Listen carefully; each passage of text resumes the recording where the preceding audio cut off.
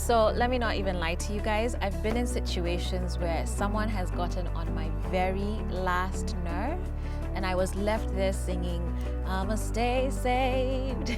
You know that song? I know you guys have had that same experience and I'd love to hear from you in the comment section below. But you know what? Today here on CITAM Church Online, I want to talk about dealing with difficult people. Hey there, my name is Joyce Omondi. Let's get started.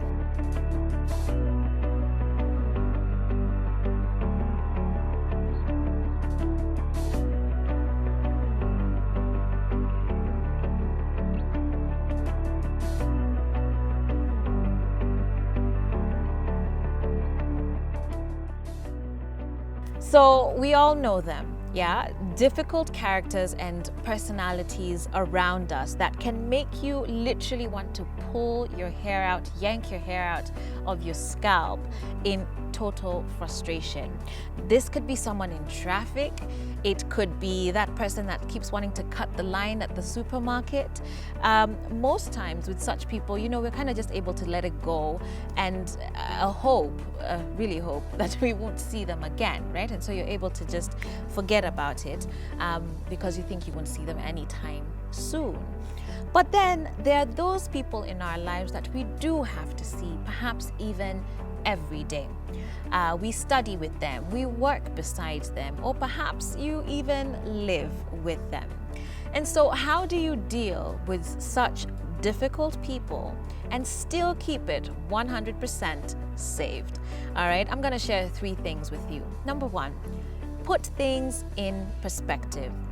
Unless you're facing physical danger or suffering emotional abuse, not everything has to become a do or die situation. Sometimes you just have to learn to take a deep breath and let it go. Take a deep breath and let it go. Why? Because as believers, we are actually called to a higher standard. We don't operate the same way that the world does. Those rules shouldn't just be applying to us, okay? We have a higher calling. We're a royal priesthood. And so that means that the standard is a lot higher for us. In fact, Romans 12:18 says, in Romans 12:18, actually, the Apostle Paul said, if it is possible, as much as depends on you, live peaceably with all men. Clearly, he recognized that this is difficult to do because he's saying, if possible and as much as you can, live at peace with all men. But at the end of the day, the point is you need to do your part. You need to sort out the bit that depends on you. Okay, so, you know, when you're finding yourself in a really difficult situation, dealing with someone who's, you know, perhaps with a difficult temperament, ask yourself, are you doing everything that you can to sort of, you know, temper down that situation? And so the next time someone rubs you the wrong way, I really hope that you'll remember Apostle Paul's words to live peaceably among all men.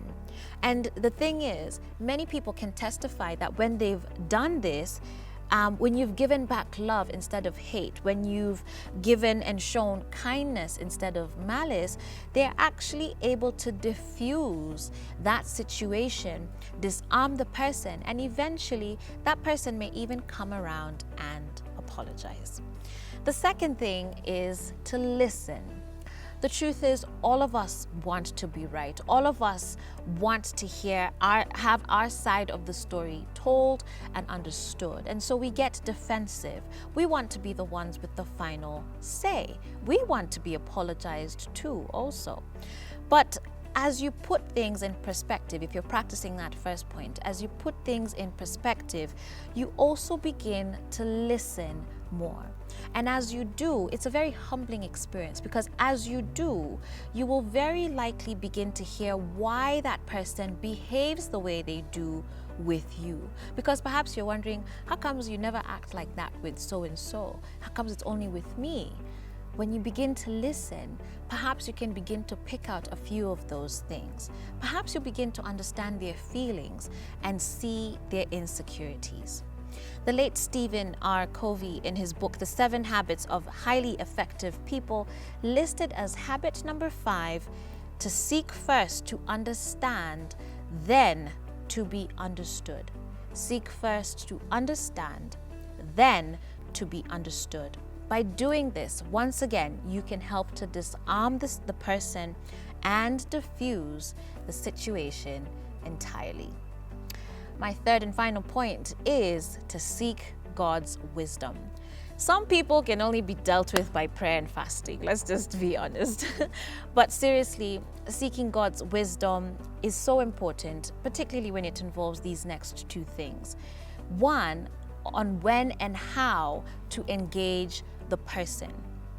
Especially in situations where the drama has gone on for so long, it's really important to approach the issue carefully so that you don't flare it up some more, so that you don't even blow it up. You're not like throwing some more dynamite into the situation. Understanding when and how to approach that situation or that person will enable you to gently confront and resolve the problem. And so you'd also need to ask God for wisdom on the right words to say. Ask Him for the right tone to use with the person. Proverbs 15 verse 1 says, "A soft answer turns away wrath, but a harsh word stirs up anger."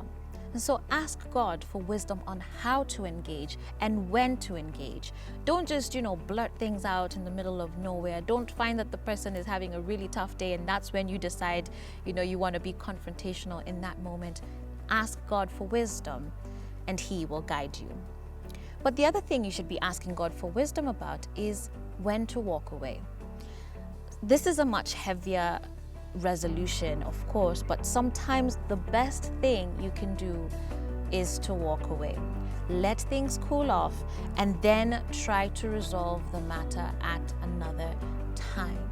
If you don't ask God for wisdom on how to do that, you're going to end up aggravating situations and breaking down that relationship even further.